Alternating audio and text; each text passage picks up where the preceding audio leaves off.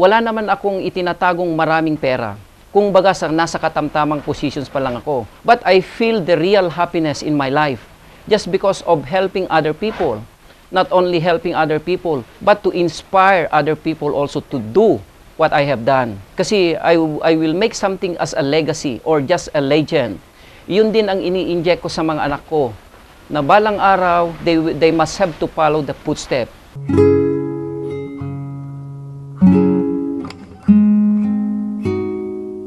Pagiging humble, that is one of my greatest weapon in life, to be humble.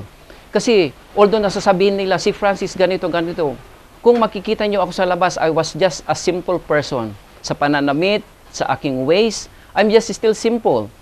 Pero sometimes, some people are making comments on me, Francis, you are the owner of the hidden garden.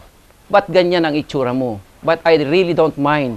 Because the wealth you have not seen outside from the people, but I feel inside within me. Mayaman ako, hindi sa pera, pero mayaman ako sa love which I offer to other people.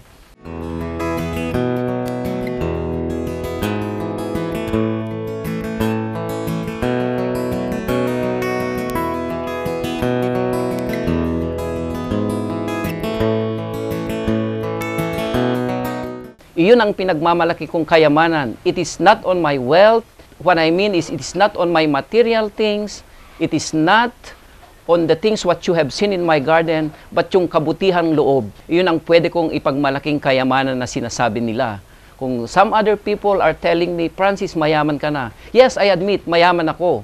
But it's not on financial things, but mayaman ako sa puso.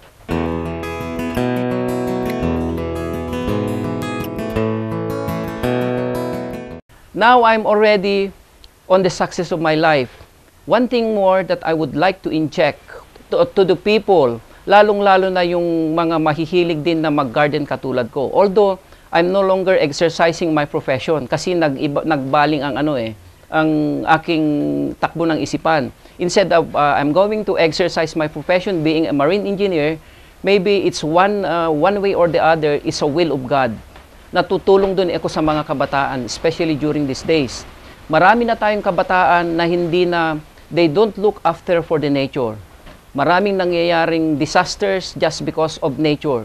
What I mean, maraming nagpuputol ng mga kahoy, sinisira yung nature. Siguro, God have given me one of these duties and responsibilities in one way or the other para naman ma-share ko just to let the people, especially the young youth, or the children during these days, na instead they will devastate the nature, they will love the nature.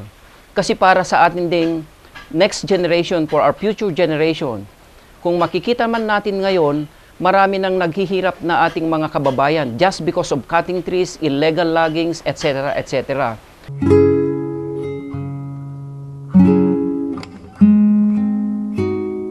Sabi ng mga marurunong or mga geniuses before, na dapat we must have to share our blessings to other.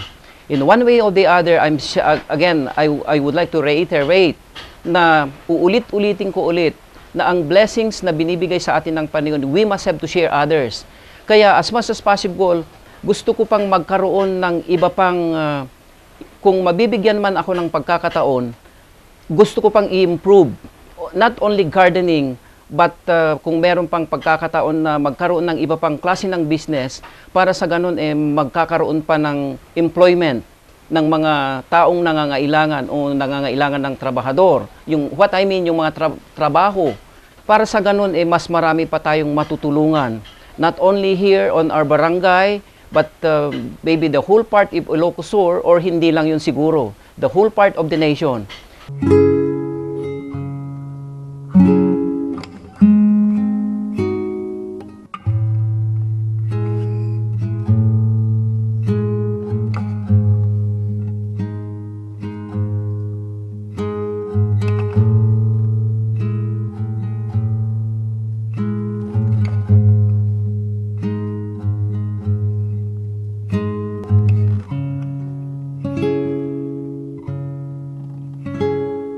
I want really to contribute from my knowledge o sa lahat ng makakaya ko, para sa ganun I have contributions to the whole world.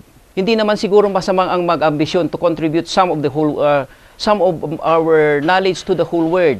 Kasi maaring sasabihin nyo na ambisyoso ako, pero I feel it's not. Kasi hindi naman siguro masama ang aking layunin. Kasi just to help other people.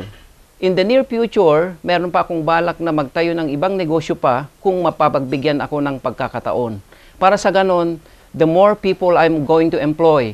At one thing more, kung marami kang matutulungan, in return, marami rin tutulong sa akin. May kasabihan nga na, even you don't have money, if you have millions of friends, pag nangailangan ka ng tulong, at nagbigay ng millions of friends to you ng piso-piso, magiging instant milyonaryo ka. That's one of my greatest principle in life. Kaya, as much as possible, talagang ang purpose ko to have life and to have this kind of life is tutulong sa mga tao.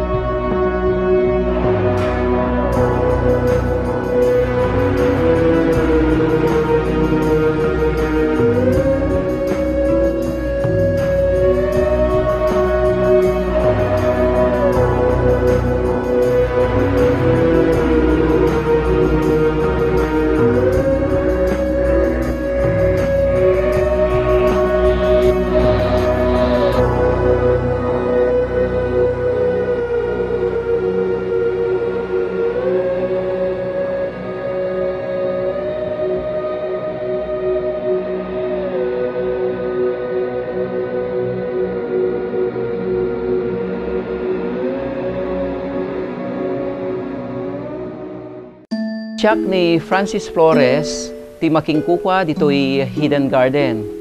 Ket daytoy iti biagko.